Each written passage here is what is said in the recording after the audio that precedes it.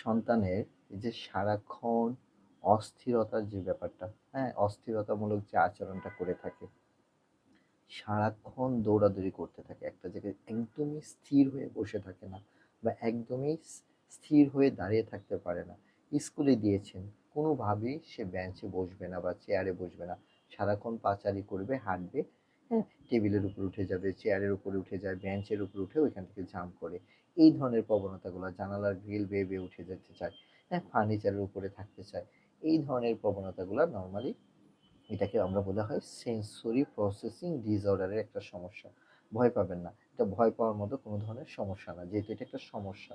Sensory processing ডিসঅর্ডারের মধ্যে সবচেয়ে গুরুত্বপূর্ণ আহ, কিছু বিষয় আছে যেটা নিয়ে আজকে আপনাদের সাথে শেয়ার করবো, এবং আপনার থেরাপি, আপনার শিশুকে যদি ওই সময় সঠিকভাবে একজন অকুপেশনাল থেরাপিস্টের কাছে নিয়ে সঠিকভাবে অকুপেশনাল থেরাপি এবং সেন্সরি ইন্টিগ্রেশন থেরাপির এই জিনিসগুলা প্রয়োগ করতে পারেন, এবং সেটা খুব ভালো রেজাল্ট পাবেন ইনশাআল্লাহ। তাহলে আপনার সন্তানের মস্তিষ্কটা সম্ভবত কি হয়, সে গভীর চাপ নিতে চায়, গভীর চাপ নেওয়ার যে ক্ষমতাটা, হ্যাঁ? এবং তার শরীরের যে ভারসাম্য এবং গতি, এই ইনপুট, এই জিনিসগুলো নেওয়ার মতো সে সারাক্ষণ সিকার মানে ক্ষুধার্ত থাকে, হ্যাঁ? যেটাকে আমরা বলি গভীর পেশির চাপ, যেটাকে আমরা বলি প্রোপ্রিওসেপশন, অবস্থানগত অনুভূতি বা গভীর চাপ নেওয়ার যে ক্ষমতা শিশুর। এবং ভেস্টিবুলারটা মানে কি, তার ভারসাম্য, তার গতি, তার যে স্পিড, তার যে মুভমেন্ট, এইগুলোর জন্য সে সবসময় সিকিং, ক্ষুধার্ত থাকে। হুম? এবং এই ইনপুটগুলা সে যদি সঠিক পরিমাণে না পায়, তখনই দেখা গেছে শিশুটা দৌড়াদৌড়ি, লাফালাফি এবং একটা জায়গায় স্থির হয়ে বসে না থাকা, আই কন্ট্যাক্ট সঠিকভাবে না করা, সারাক্ষণ মুভমেন্টের মধ্যে থাকে এরকম, সামনে পিছনে ঝুঁকবে, ডানে বামে ঝুঁকবে। এই সংবেদনশীল যে আচরণগুলা সে সবসময় খুঁজতে থাকে। অকুপেশনাল থেরাপির লক্ষ্য হলো তাকে নিয়ন্ত্রিত ও কার্যকরী উপায়ে এই ইনপুটগুলা সুন্দরভাবে দেওয়া। এবং একজন অকুপেশনাল থেরাপিস্টের লক্ষ্যটা কি, এই যে সে যে প্রোপ্রিওসেপশন এবং ভেস্টিবুলার দুইটা ইন্দ্রিয়ের কথা বললাম, যেটা আমাদের ব্রেনে অবস্থিত দুইটা ইন্দ্রিয়, আমাদের যে পঞ্চ ইন্দ্রিয়ের সাথে এই দুইটা ইন্দ্রিয় যোগ আছে, এই দুইটা ইন্দ্রিয়কে থেরাপিস্টরা কি করবে, একটা নিয়ন্ত্রিতভাবে এবং কার্যকরী উপায়ে এই ইনপুটগুলো খুঁজে খুঁজে বের করে তাকে দেওয়ার চেষ্টা করবে, যার মাধ্যমে তার মনোযোগ এবং শিশুটা আস্তে আস্তে শান্ত হবে ইনশাআল্লাহ। তাহলে চলুন দেখি অকুপেশনাল থেরাপিস্ট কি করবেন। একজন অকুপেশনাল থেরাপিস্টের কাছে যখন যাবেন, উনি আপনার শিশুর একটা অ্যাসেসমেন্ট করবেন, করে আপনার শিশুর জন্য একটা সেন্সরি ডায়েট তৈরি করবেন। প্রথমে অ্যাসেসমেন্ট, তারপরে অ্যাসেসমেন্ট রিপোর্ট, তারপরে সেন্সরি ডায়েট, ৩ নম্বর সেন্সরি ডায়েট। এই সেন্সরি ডায়েটটা তৈরি করবেন কেন? কেন? আপনার শিশুর জন্য একদম ইন্ডিভিজুয়ালাইজ, ব্যক্তিগতভাবে আপনার শিশুর জন্য যা যা প্রয়োজন সেটাই সেখানে থাকবে, অন্য শিশুরটা কিন্তু না। হ্যাঁ, আপনার শিশুর যে প্রয়োজন সেটাই থাকবে। এই জিনিসটা, যেমন এখানে হেভি ওয়ার্কের কিছু কাজ আছে, আপনি চাইলে বাসায় করতে পারেন। যেমন কি ভারী কিছু আনা নেওয়ার কাজটা করা।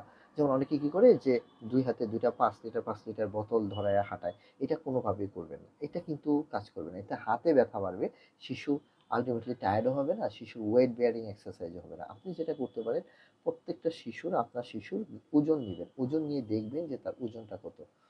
তার ওজন যদি ১০০ কেজি হয় তাহলে ১০ কেজি, তার ওজন যদি ২০ কেজি হয় তাহলে ২ কেজি ওজন, তার ওজন যদি ৩০ কেজি হয় তাহলে ৩ কেজি, মানে বডি ওয়েটের 10%, বডি ওয়েটের ১০ ভাগ ওজন দিবেন। তাহলে আপনার শিশুর যদি ওজন গড়পড়তায় ৩০ কেজি একটা বাচ্চা হয়, তাহলে কত কেজি দিবেন? ৩ কেজি। ৩ কেজি ওজন কি করলেন, এই যে তার স্কুল ব্যাগ, স্কুল ব্যাগের পিছনে আপনি পানির বোতল অথবা কিছু বই দিয়ে ওজন দিয়ে ভালো করে ব্যাগটা বেঁধে নিলেন, পেটের মধ্যে বেঁধে নিলেন, কাঁধে দিয়ে দিলেন, দিয়ে তাকে আপনি হাঁটালেন। এই ধরনের ওজন আপনি তাকে দিতে পারেন। অথবা বিভিন্ন ধরনের জিনিস পুশ করা, পুল করা, হ্যাঁ? যেমন বাসায় মনে করেন যে একটা ট্রলি আছে, ট্রলিটাকে উল্টাই দিলেন, ট্রলিটাকে টেনে টেনে নিয়ে আসো, আবার টেনে ঠেলে ঠেলে নিয়ে যাও, টেনে টেনে নিয়ে আসো, ঠেলে ঠেলে নিয়ে যাও। এই ধরনের কাজগুলো বাচ্চারা খুব পছন্দ করে।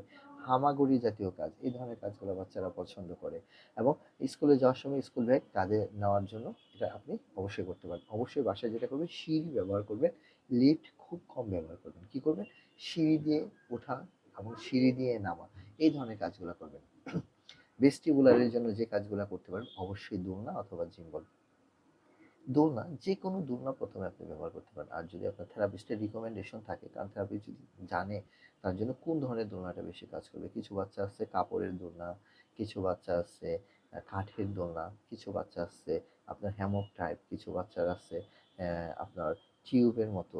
এখন একেক ধরনের বাচ্চাদের একেক ধরনের দোলনার প্রয়োজন পড়ে। সত্যি কথা বলতে আমরা নিজেরাও কিন্তু একটা বাচ্চাকে দেখে বলতে পারি না যে আপনার বাচ্চার এই দোলনাটা লাগবে। যতক্ষণ না পর্যন্ত শিশুর সাথে আমরা কাজ না করব। কারণ এটা ব্রেইনের একটা ব্যাপার। বাইরে থেকে তো আসলে বোঝার কোনো ব্যাপার নাই। হ্যাঁ? এত আধ্যাত্মিক নলেজ তো আসলে অর্জন করাটা সম্ভব না। হ্যাঁ? এইজন্য শিশুর সাথে যখন আমরা কাজ করি তখন আমরা বুঝতে পারি যে শিশুটার এই ধরনের ইয়া থাকতে পারে। হ্যাঁ? তো বিকল্প হিসেবে আপনি যেটা করতে পারেন রকিং চেয়ার দিতে পারেন, এই ধরনের কাজগুলা করতে পারেন।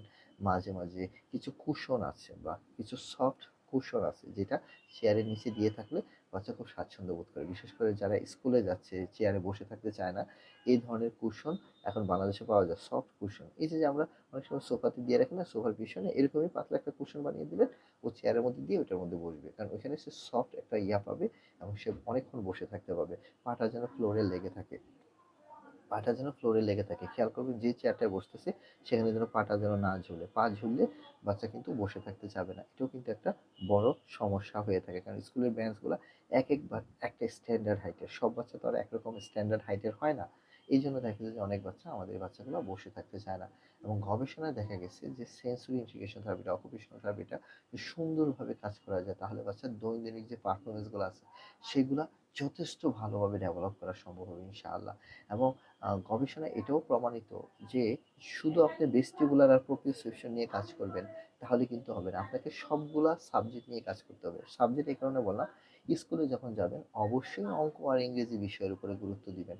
তাই বলে বাংলা, বাংলা, আরবি বা এই যে সাহিত্য, এই যে সমাজবিজ্ঞান, এই যে সাবজেক্টগুলো আছে এগুলো আপনি পড়বেন না তাহলে কিন্তু পরীক্ষায় ফেল।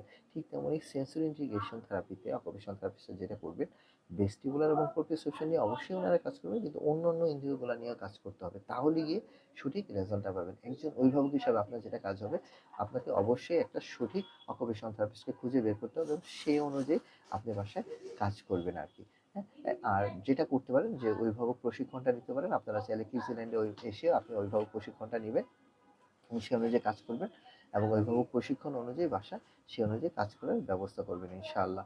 এবং অবশ্যই প্রথমে যেটা করবেন একজন অকুপেশনাল থেরাপিস্টের শরণাপন্ন হয়ে আপনি আগে একটা অ্যাসেসমেন্ট করবেন এবং অ্যাসেসমেন্ট করার পরে তার দুর্বলতাগুলো আপনি টাইম টু টাইম থেরাপিস্টের কাছ থেকে ট্রেনিং হিসাবে নিয়ে গিয়ে আপনি দেশে বিদেশে যেখানেই থাকুন আপনি চাইলে কিউজিল্যান্ডে অনলাইনে ভার্চুয়ালি বা সরাসরি এসে আপনি কিন্তু এই ট্রেনিংটা নিয়ে যেতে পারেন এবং বাসায় শিশুর সাথে কিভাবে কাজ করবে সেটা ডিপেন্ড করবে ওই যে অ্যাসেসমেন্টটা করা হয়েছিল, রিপোর্টটা বের করা হয়েছিল, ওইটার উপরেই কিন্তু মূলত আপনাকে হাতে কলমে শিখিয়ে দেওয়া হবে। তো ভালো থাকবেন, সুস্থ থাকবেন। আসসালামু আলাইকুম ওয়া রাহমাতুল্লাহি ওয়া বারাকাতুহু।